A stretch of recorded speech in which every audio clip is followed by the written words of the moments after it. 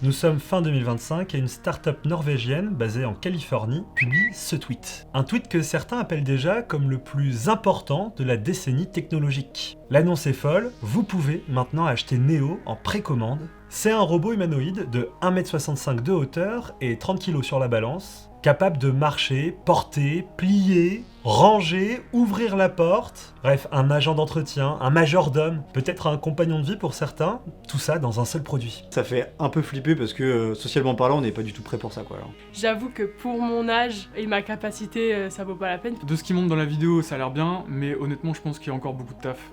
Déjà, on le voit pas faire à manger, donc voilà. C'est surtout le premier robot humanoïde vraiment grand public, avec un prix et une date approximative de sortie. Il coûte 20 000 $ ou 500 $ par mois et serait disponible en 2026. Je dis bien serait au conditionnel parce que derrière tout le rêve que nous envoie cette entreprise, rien ne nous assure que toutes les promesses seront respectées. Pourtant, Neo n'est pas le premier robot humanoïde qu'on connaît. Beaucoup d'autres entreprises se lancent sur ce marché. On pense à d'autres sociétés comme Tesla ou même Xpeng qui annoncent leurs robots. Et ce qui est impressionnant sur le papier, c'est que One X, la société qui produit Neo, vient de griller la politesse à toutes ces sociétés qui sont des grands groupes qui ont annoncé leurs robots humanoïdes. Sur le papier, Neo, il est impressionnant. Il peut porter jusqu'à 70 kg, il marche, il entend, il comprend votre langage naturel, il mémorise vos préférences et organise mieux votre maison. Et ça, c'est ce que dit la fiche technique. Et c'est ce qu'on aimerait tous croire. Un robot qui fait mes corvées, franchement, je signe tout de suite. Je préfère avoir une relation humaine avec quelqu'un qui vient chez moi plutôt qu'un robot. Bah ouais, dans l'idée, c'est quand même cool, hein. Personne n'aime faire le ménage, je pense. Ouais, Neo est censé plier le linge, passer l'aspirateur, arroser les plantes, vider le lave-vaisselle, bref, un robot domestique, poli, silencieux et surtout qui ne juge pas votre intérieur. Le problème, c'est que en réalité, Neo ne sait pas faire tout ça. Du moins, pas encore. Il y a une démo presse qui a été réalisée aux États-Unis, et durant cette démonstration, presque 100% des actions utiles que Neo a réalisées étaient en réalité téléguidées. Un employé de la société One X portait un casque de réalité virtuelle et voyait au travers des caméras du robot. Et c'est un peu la solution qu'a trouvé One X avec Neo.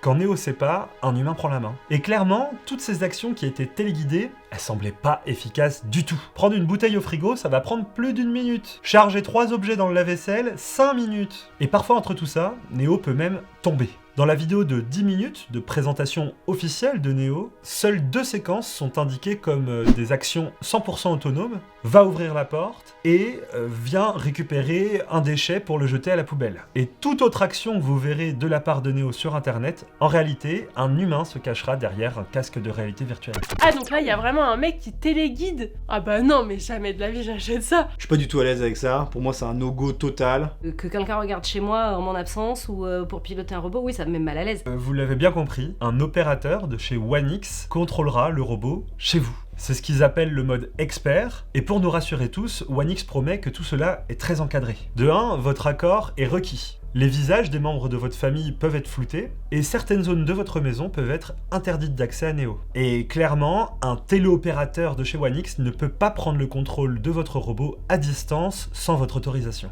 Sur le papier, c'est rassurant. Mais dans la vraie vie, ça reste un gars qui voit au travers d'un robot qui a la taille d'un humanoïde chez moi, dans mon salon. Coucou. Et quand même, ça change tout. Pas parce qu'on a quelque chose à cacher chez soi, mais parce que son chez-soi, c'est une zone dans laquelle on n'a pas à réfléchir à savoir qu'est-ce qu'on montre de nous et comment on le montre. Même avec ces garde-fous là, moi je suis pas chaud quoi. Alors. Je trouve pas ça suffisant pour protéger la vie privée, genre. Je pense que même le visage, c'est pas forcément le truc que t'as envie de cacher chez toi. Le PDG de One X, lui, il assume son robot. Il dit, je cite, « Si vous achetez le produit, vous acceptez un contrat social. Sans vos données, nous ne pouvons pas améliorer notre produit. » Autrement dit, votre quotidien, votre maison, est leur base de données. Chaque erreur que fera Neo chez vous, chaque chute, deviendra un apprentissage global pour tous les autres Néos du monde. Chaque tâche, chaque objet mal saisi, chaque geste maladroit deviendra un modèle à corriger. Un peu comme un enfant qu'on aurait chez soi et qu'on devrait élever, sauf que là,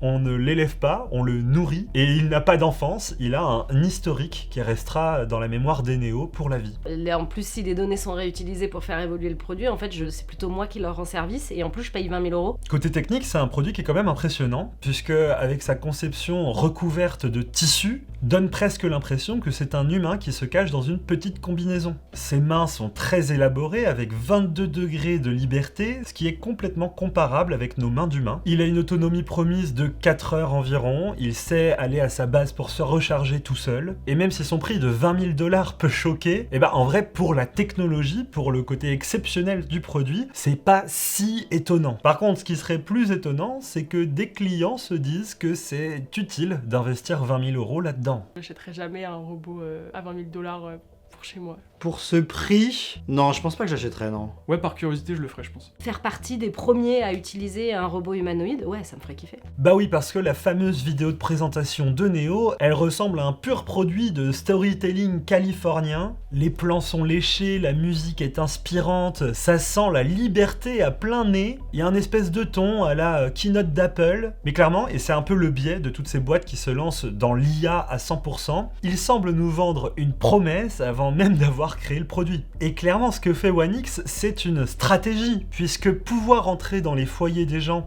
et collecter des données avant les géants de la tech comme Tesla, Figure AI ou Xpeng, Agility et j'en passe, c'est pouvoir collecter des données réelles, pouvoir apporter des mises à jour sur le long terme, quitte à en payer les pots cassés, puisque forcément être le premier à se lancer dans une nouvelle catégorie de produits, c'est toujours hyper risqué. Peut-être que dans 10-15 ans, ça sera 100% commun d'avoir un robot domestique, mais aujourd'hui, il y a encore beaucoup de barrières, techniques ou même sociales. Mais toutes les données qu'ils vont collecter dans leurs essais chez les gens, ça sera peut-être ça, le terreau qui va leur permettre de devenir riches en travaillant avec les plus grands. Ouais, le côté ménage, c'est vraiment le truc qui pourrait m'intéresser, je pense. Toutes les tâches administratives, je pense que ça pourrait me faire carrément craquer. Peut-être le seul truc où j'aimerais bien que ce soit automatisé, c'est faire à manger.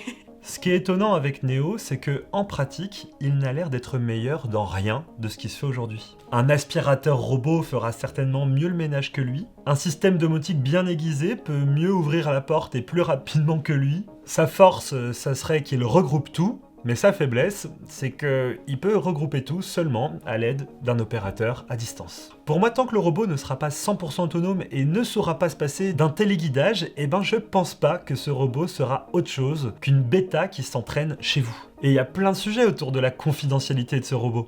Où vont nos données et comment elles sont sauvegardées, traitées, et le floutage derrière tout ça, c'est qu'un filtre appliqué sur un truc numérique. Donc qu'est-ce qui nous dit, à part les promesses de la marque, que ce floutage est aussi efficace que nos exigences? En vrai, le vrai sujet, c'est pas tellement la technologie, c'est un peu la vitesse à laquelle on peut nous vendre des prototypes comme des produits finis. On est encore loin, je pense, de Black Mirror et tout ça, d'un truc vraiment utile. Ils vendent un produit à travers un rêve, la technologie elle est largement pas aboutie. Bref, le futur est presque là. Mais moi je me dis, il faut pas qu'on se laisse forcément berner par les idées, les rêves ou les promesses que nous font toutes ces marques avant même d'avoir finalisé leurs produits et nous avoir prouvé que tout cela fonctionne réellement. Voilà, c'est la fin de cette vidéo, j'espère qu'elle vous aura plu. J'avais envie un peu de vous décrire l'actualité autour de ce sujet puisque j'ai vu que ça faisait beaucoup parler sur internet. N'hésitez pas à nous suivre sur les réseaux sociaux, on essaie de vous présenter un maximum de nouveautés tech au quotidien. Et on se retrouve également sur Twitch super régulièrement pour répondre à toutes vos questions. Allez, vive la technologie, vive les robots, ciao.